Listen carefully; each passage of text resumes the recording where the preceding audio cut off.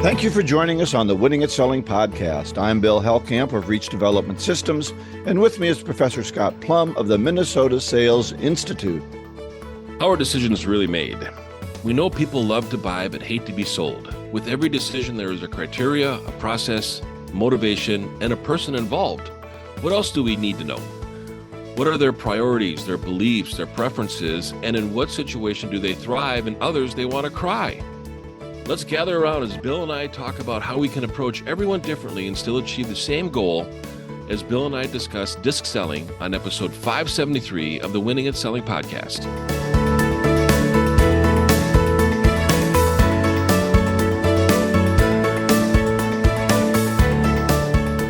All right, well, it should be an interesting topic since you and I are polar opposites on on this. And sometimes working with Scott makes me want to cry. I know the feeling, Bill. I do it afterwards. You do it during the show. It's a little all right. different. Well, we've got, before we get into that, we've got something that cuts across all lines, no matter what your personality type, what's your motivation type, and that's how to win friends and influence people. We're on part 3, chapters 4, 5, and 6. And part 3 is all about how to win people to your way of thinking. Chapter 4 is titled A Drop of Honey. So what are we going to mean by a drop of honey? Well, you know, what he's saying in this chapter is, how do we get things started with people? Do we start in a belligerent way, or do we start in a kind way to people? How do you start a challenging conversation, Scott? Well, I usually try to be very prepared for it and try not to get emotionally involved, I think are the two things that I really keep in mind. But I also think about the difference between those Karens that are out there and then the Beth Duttons that are now out there. So it's interesting what approach is going to be more effective. I don't know what a Beth Dutton is. Oh, is that from Yellowstone? Yellowstone. Oh, Yellowstone. okay. Well, Karens and Beth Dutton seem to be the same sort of person, right? Different, completely different. Yeah. Beth Dutton has a goal. The Karens just want to complain. Oh, okay. Okay. Well, I guess I didn't understand the illusion there. But I do think that he had some interesting stories here for salespeople. A lot of stories about people involved in selling, working with other people. In this one, he talks about the workers who went on strike at White Truck.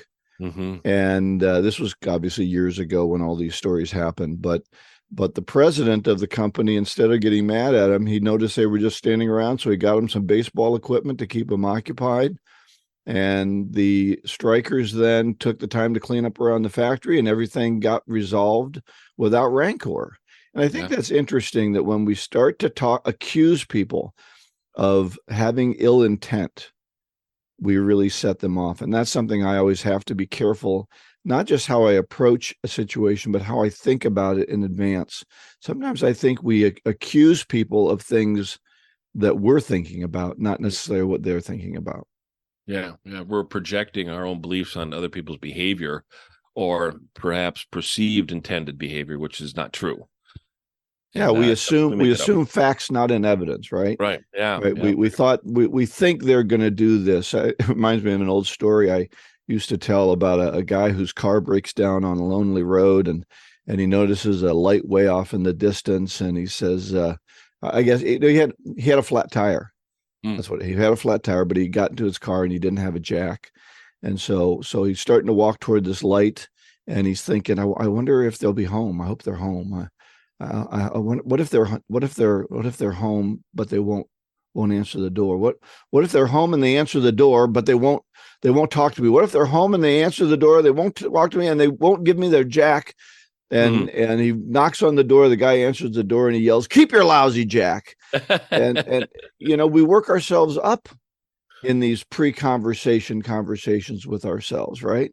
Yeah. We work ourselves up to the point where we make the whole conversation happen instead of beginning in a friendly way and letting that conversation happen. Yeah, we can be very assumptive, and we need to clarify before we end up being assumptive on some things. So the point, or the principle number 4 under part 3, is begin in a friendly way rather than in a aggressive or challenging way. The second chapter, of chapter 5, is called The Secret of Socrates. And he talks about that when you're attempting to change someone's thinking, you want to get them to agree to small things first, look for common areas of agreement, and try to get them saying yes, yes. And if they're saying yes, yes, if we can get small agreements, then we can start to get larger agreements later on. Do you use that in selling at all, Scott? I try to use a format similar to that. That's kind of an old technique. I think a lot of prospects these days can pick up on that. I think when salespeople drop into that as part of a script and not part of being authentic, it's noticeable, and that goes counterproductive to what you really want to do is build trust and rapport. And when actually you're following a system and you're trying to be manipulative, and that's just not. So you're work. saying the book is wrong? No, the book is right. I think Okay. that people have to do it. They have to do it authentically. They need to do it in their heart. If they do it just because their sales manager or sales trainer told them to do it, then you've talked to those salespeople. There's no emotion in the process. I mean, I think that's true in anything. You and I have both taught sales for a long time, and everybody says, well, I can't use a script. I want to be natural. And they naturally know nothing about what they should say next. So being scripted, I think, helps people get started. And then as they get better at something, they can break away from the scriptedness of anything that they do. I find that mostly on cold calling. People don't want to have a script. I'm like, well, then you're going to get nowhere. Yeah. I think a calling guide, good questions, prepared questions, listen to the call, that you're on before you respond to different situations. But being prepared, I think, is really key. Yeah. I think one of the things he talks about in this, and it's very important for salespeople, and that is once the customer says no, now they've got a position to defend. And if you are asking questions like the closing question too early before they're ready, and they start to give you hesitation or no's or this isn't for me, now they've got a position that they have to defend. And I think if we get small yeses from people, then we can get that more positive response and kind of figure out where they are rather than trying to go for the close. That's always my problem with Tommy Hopkins sort of, close early, close often. Well, close early and they say no, and now you've got a hill you've got to climb. Right. Yeah, good point. So the story he tells about this is a gentleman was selling motors, and he sold them to a factory, and he sold a few of them with the intent they were going to buy more later. And when he called them to see how things were going, the foreman said, "Oh, these motors are running too hot." He says, "What do you mean they're running too hot?" He goes, "Well, I can't put my hand on them." And he says, "Well, how hot is your factory?" He says, "Well, it's 90 degrees in here." And he says, "And the motors run 150 degrees over the factory floor temperature. So if you put your hand on something that's 250 degrees, that'd be kind of hot, wouldn't it?" And the guy says, "Yeah." And then, so instead of challenging him, he asked him questions, and they moved it, and they got the rest of the motors sold. So again, this goes with the previous point, begin in a friendly way, but also ask questions, small questions to get agreement, to move people in the direction you want them to go. And that's why we've talked for years on this podcast about designing questions that you're going to ask, not statements that you're going to tell. Right. Yeah. Good advice. So principle 5 is get the other person saying yes, yes, immediately. Chapter 6 is called the safety valve in handling complaints. And my first note says selling isn't telling. Keep the person talking. And again, questions in advance to keep the conversation away from you doing the talking, and allow them to do the talking. So ask questions and let them talk. And when they make a great point, nod and say yes, and let them continue on. What do you find that salespeople tend to interrupt their customers when they're actually telling them something? Yeah, they really get in their own way. Salespeople get in their own way when their prospects are sharing information. And unfortunately, that's not where you want to try to convince somebody, is when they're complaining, but rather express gratitude and appreciation with all the information that they're sharing with you, so that you can then use that in a conversation to be able to get on the same side of the table with them and work together towards a common goal or to work against a common problem. But don't step on an opportunity to learn more about where your prospect is and the emotions they're feeling in the current situation, I think is how I would look at it. Yeah, I find because I do tend to talk too much. I have to watch out for myself. So I tend to make sure I'm taking notes on what they're saying. And if I'm taking notes and writing it down, the questions that I have tend to fade themselves away a little bit, and I allow them to talk, and they see me that I'm taking notes. And I think my taking notes encourages them to talk more. And that's really what I want them to do. And then it focuses me on making the key points in my notes. Yeah, I think that the activity of taking notes shows that you are listening. And when somebody knows that you're listening and you're acting on the listening by demonstrating the behavior of taking notes, they feel more willing to share information when there is trust and rapport established. Now, being deposed by an attorney from the other side is not the same thing. That's right. It's not an interrogation. Yeah, exactly. You don't have the bright lights on them. Right. So think about the difference. Yeah. Well, you used that word sincere earlier, and I know Dale Carnegie in this book uses it a lot, talking about sincerely and authentically. And that's what we always have to think about. We use notes, we use prepared questions, we use scripts, we use call guides, all as a guideline to helping us be more authentic and remembering things that we need to remember rather than letting them slip by and doing everything by the seat of our pants or winging it. Yeah. But authenticity and the way that we approach things and the feeling that they get about, are we listening? Are we focused? Do we care? Are we looking for the real issue? Are we helping them think something through? All those are crucial. Right. Yeah. Exactly. What are some of the things that you do then, Scott, to be more authentic and be more sincere in a conversation? I will start a conversation sometimes without any company literature or even taking notes. And I always like to kind of see an environment that I'm visiting a prospect in. So I like to see their office. If it's a plant, I like to kind of see how things work around here. It's a chance for them to really show me who they are and for me to be able to connect with them as to what's important. You can look around and you can see posters on the wall of what their priorities are, their affirmations, the process that they follow, and that can all be used in later information. But getting a scope of the environment that you're in is going to make it a lot easier for you to be able to have a communication that's related and relevant to them because you have information. Yeah, isn't it a lot more interesting to have a meeting in their office than in a conference room? Yeah, it is. I just hate it when they say, "Well, let's go to this conference room and meet." I'm like, oh, I can't get a feeling for who you are in the conference room, and I have to look for other indicators. And so you're so right. If we can get into the office and learn a little bit about them, we see their family, we see the things that are important to them. I think, but I wouldn't bring anybody into my office because I'm a slob. So I always have 16 projects going on. But I think that's interesting how you use those visuals in their office to get closer to them. I think one other point I want to make about the safety valve and handling complaints is if someone is upset and they really have something they want to get off their chest. And that's another example of situations where we're working with a customer, something went wrong. You have to let them talk. You have to let them, don't make excuses. Don't try to solve it until they've gotten the upsetness, the anger off there. And then when it all settles down, you can start looking for a solution. But I always think of it like a volcano that has to erupt. And if we don't let it erupt, it's going to erupt later on. So let it all out and then try to solve the problem. So principle 6 is let the other person do a great deal of the talking. So our 3 principles this week: begin in a friendly way, get the other person saying yes immediately, and let the other person do a great deal of the talking. And if you're not taking these principles out and consciously trying to use them in your relationships with other people, you're making a mistake. Next week, we're going to stick with How to Win Friends and Influence People, chapters 7, 8, and 9 in part 3. Great. Looking forward to that.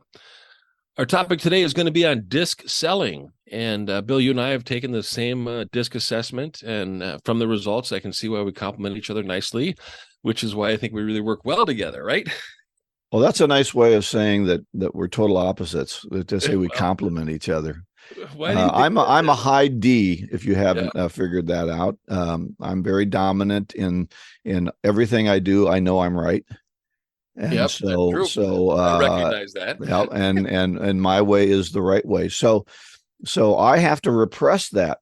My knowledge of my style, as you talk about in DiSC, is not necessarily for me to change others, but for me to change me in how I work with others, because I know that I can come across as a little bit dominant. But then there's situations where that's good because somebody has to make a decision. And if you have all people who like to chitter chatter about it forever, no decision ever gets made. So yeah.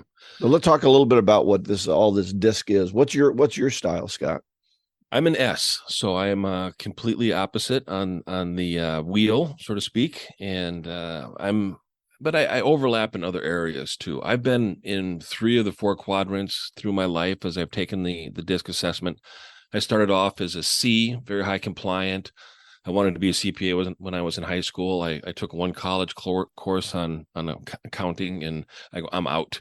My brain is not developed anymore in that area. I'm out.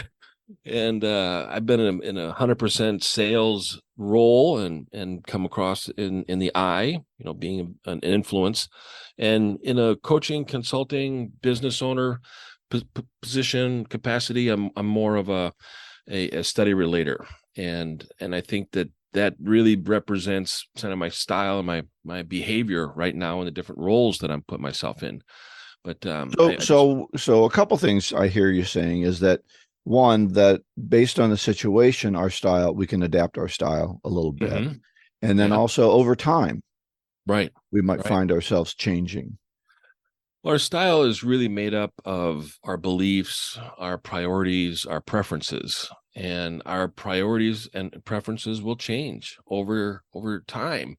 And I notice that the older I get, the less willing I'm willing to do something different or to learn something new. And I am more apt to ask somebody else to do that or hire somebody else to do that because I'm just not interested in doing it anymore. Not learning everything new all the time. I tell people I don't do plumbing and electricity. I don't do it often enough. I'm a pretty good handyman, but I don't do it often enough to trust it. And there's people who get it done much faster and better and safer than me. So let me kind of paint a picture as to what the environment looks like when we talk about the DiSC, and a lot of people have taken the DiSC. And I need to add, in full disclosure, I am a Wiley authorized partner of everything DiSC and the 5 behaviors of the team. So I do offer the survey, the assessment to companies and individuals. We'll talk about that a little bit later. But picture a circle broken down into 4 quadrants. The D is in the upper left, going clockwise. The I is in the upper right, the steady relator is in the lower right, and the C for compliant is in the lower left. And then let me add 2 more descriptors. The top half, the dominant and influence, these folks are generally fast-paced when they talk and work, and they're outspoken. And on the lower half, people in the compliant and steady relator are more cautious and reflective. And another describer is, on the left side, the dominant and the compliant folks are more questioning and speculative. And on the right side, the influence and the steady relator are a little bit more accepting and warmer. So those are some overlapping characteristics of the 4 quadrants and the 2 halves and where people fall. And I think that, the real question that we need to ask ourselves is, how can we use this data to sell more? And I think the first thing that we need to really do is to understand what is the most important step in the sales process, because DiSC selling is related to the sales process, the conversation between a salesperson and a prospect. And if we understand what the most successful or the most important step in the sales process is, it makes it easier to be able to shorten that sales cycle and increase that closing ratio. So I'm kind of curious, Bill, what is your assessment or belief on the most important step of the sales process? Well, for me, the most important step is the discovery conversation. My goal is to get them to open up and help me understand what issues they're facing, and if we can make some kind of a marriage between what I offer and what their issues are. So for me, that's the most important one. It may be different for other people. Yeah, and I agree with you. I 100% agree with you. And I think when we're in sales, the most important thing a salesperson needs is information. And the best way for us to get that information is to be able to know who we are and how we are showing up in that environment and in that role, and to be able to know what our beliefs, priorities, and procedures are, or preferences are. And when we communicate in a way that the other person is comfortable sharing information, we understand where we fall in the DiSC sales, the DiSC selling model, and we are able to pick up the prospect's style and priorities as to how they want to communicate and how they want to be involved in the conversation. Like you said, if a high D is a person that wants to lead, wants to, be in charge, wants to be able to have their authority recognized, then a salesperson coming into a conversation like that needs to be able to put that person in that situation where they feel like they're in control and they are leading the sales process, and you're working with them to navigate where they want to go. Otherwise, you wouldn't be in a conversation with them. So let me interrupt you and kind of clarify things from my own lens. So I'm a high D, which is dominant, but when I'm in a sales conversation, I have to subvert that quite a bit.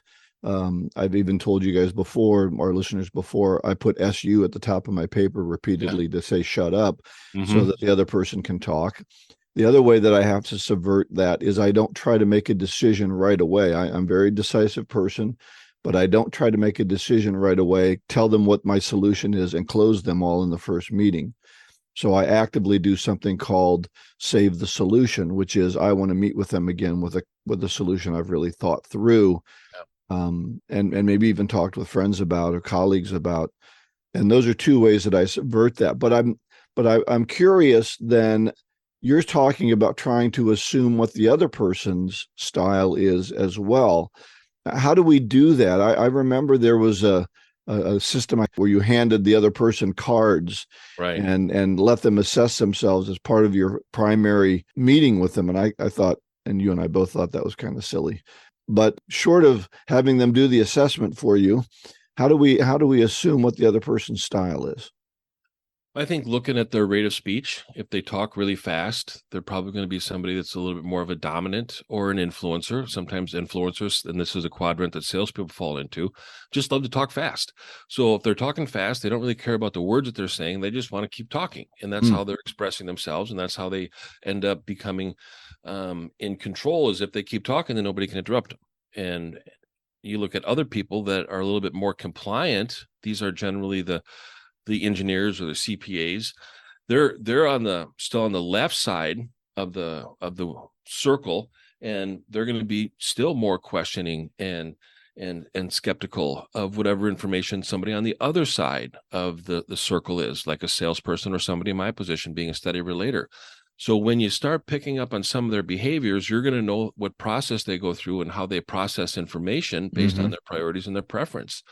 How they interact with other people within a meeting and how people interact with them. If there's other people that are in that meeting, you're going to be able to pick up who the person is that's in charge, and are they dominant? Are they leading the team, or are they seeking information from within other people at the table in order for them to make a decision? So they're going to be a little bit more open-minded to other people's influence instead of being in charge and thinking that they got to make the decision. And that's more of today's marketplace. Is everybody goes, I need to get to the CEO, and I need the CEO to make a decision, or the president or the business owner. And it's like, that's a little different these days. That person is going to be able to charge a decision with everybody within their team and the organization, because they're there to contribute to the success of the company and to support the business owner. So that business owner is going to seek their information. And this has changed from now until 1977, when the CEOs made all the decisions. And that's one shift that's happened. And we learned that in the Challenger sale. Just like you said, you want to save the solution. The Challenger sale said, let's lead to the solution and not lead with the solution. So we're really changing how we sell in different areas with our prospects. And a lot of it is based on their preference, their communication style, and how they are perceived within a relationship and a conversation. So I think you're absolutely right when you say I need to think about who I am first before I can really act and commit and communicate with somebody else. Does that make sense? Do you agree with that? Well, yeah, I mean, I do most of my situational dealing with me, right? I find it very difficult to make the assumptions of what this person is and what their personality style is. So I have to really deal with my personality style and my way of working with things to adapt to all people more openly. Again, knowing that I'm a high D, a high driver, decision maker, I have to repress some of those things so that other person has some space to operate. Yeah. I So, think go ahead. that's just something that I try to do. I guess I don't really try and say, okay, this person is a high I or that. I guess that just doesn't really go into my thinking as much. Right. And being dominant, this is obviously your philosophy is you want to be more controlling about your behavior and make it easier for other people to get into a conversation with you. In other areas, I'm more of a steady relator, so in some cases I need to step it up and I need to be Mm, more assertive because I'm dealing with somebody that is making a very important decision. They want to be able to count on me to follow through on whatever I'm saying, so I need to step it up and to be able to be a little bit more dominating, a little bit more assertive, because that's how that person is going to respect me. Now, I sold websites when I worked at Thomson Reuters to attorneys on the East Coast. And those folks don't hold back. I mean, they hmm tell you what they're thinking. So for me, being a steady relator and kind of a little bit more of a low key person in a sales conversation, I needed to step it up. I need to be more assertive. I need to be more dominating. And I need to be able to know that that attorney can count on me to believe what I'm saying and that we're going to follow through on the promises that I'm offering them and they're accepting it from us. So we also need to be able to figure out how we need to be able to move around and to practice other preferences. I've always seen that more as in some ways as regional. Working with people from the East Coast in general, I want to get to the nut of the order much quicker, a lot less chit chat. Whereas in Minnesota, I found that if you don't have a little bit of chit chat beforehand, you're perceived as rude. So is that really the style of that person, or is that the style of that region in some ways? I think those are some general descriptions of that part of a region or the country. We can also look at different roles. If you're dealing with a CPA or an engineer, they're going to Mm, be very high compliant. They're going to follow a process. Their desk is always going to be clean. They're always going to be there on time. They're always going to stay until 4:30. I mean, 5. They're going to follow the rules, and and those are really fun people, ironically, to work with when it comes to a sales process because you go, oh, I just need to be able to demonstrate this formula and the effectiveness of it. And I won the deal. Here, you're going to do this, this, and this. It's going to save you time, money, and energy, and you're going to be able to get this kind of return on the investment. And this is what you can expect over the first quarter, second quarter, and you're going to have it paid off over 18 months. Well, it makes perfect sense to me. Why not? Why wouldn't I not do that? right, We've given them a right. system because that's how they follow, a criteria to make a decision. And then you got influencers, salespeople. It's like, hey man, if it feels good, let's do it. This Mm, is great. Let's party on, dude. go out and celebrate. That's right. So let's wrap this up for people, what they can do, whether or not they take the disc, or should they take the disc profile to figure this out a little bit more. What would you advise as we narrow things down here? I think a lot of people have taken the DiSC assessment. I think it's probably in a report that's printed on a shelf or in a file, and they haven't looked at it in a while. So I really encourage people to take a look at it and learn about the different preferences and priorities when people communicate. Think about, what is the best fit customer for you? And how would you describe the most difficult customer for you? And I think you're going to find that they might be opposite quadrants as to where a person is. And then I think we really need to think about what expectations fit with the priorities of the person that you're buying Mm, and that's buying and selling, and which ones do not, which expectations are not a priority for that person. So when we think about that, we think about how are we going to be able to have a good interaction and communication to build trust and rapport so that we can get to that discovery step and learn about what's going on, the challenges, the goals, and have that relationship built so people can be completely honest with us. And I'll just share a resource. I offer the DiSC assessment. It's $139 per person. You can go to the show notes on this episode, fill out the form, and I'll be happy to get in touch with you. excellent. Well, I do find that it's very good to think about your own style, to learn more about that, and then to really, as you say, at least sit down and think about what customers do you work with better, what kind of customers do you work with more challenging, and how can I change my style in those situations to overcome some of those challenges. And so whether it's personality or preparing questions or just thinking through an appointment, I think all those things are going to help people sell more and be more effective. Yeah. Thanks, Bill. All right. Well, as we close up, our golden nugget for today, this is one I saw online. Be so positive that negative people don't want to be near you. And I think that's a great way to get rid of negative people. I saw the quote attributed to many people in many different ways, so I just will attribute it to the World Wide Web. Yeah, the internet. That's very good advice. I'm in some associations, and sometimes I need to really think about how I want to show up when I'm having a bad day or I'm frustrated, and I want people to be able to look forward to seeing me and not avoiding me in those situations. Well, we need to decide to have a good day, right? Yeah. I mean, sometimes we wake up, we don't feel so good, something went wrong, but how are we going to carry it over? Are we going to choose to be positive, or are we going to choose to give into it and just be negative? Yeah. So everything Bill and I talked about will be on the website, winningatselling.com. This is episode 573.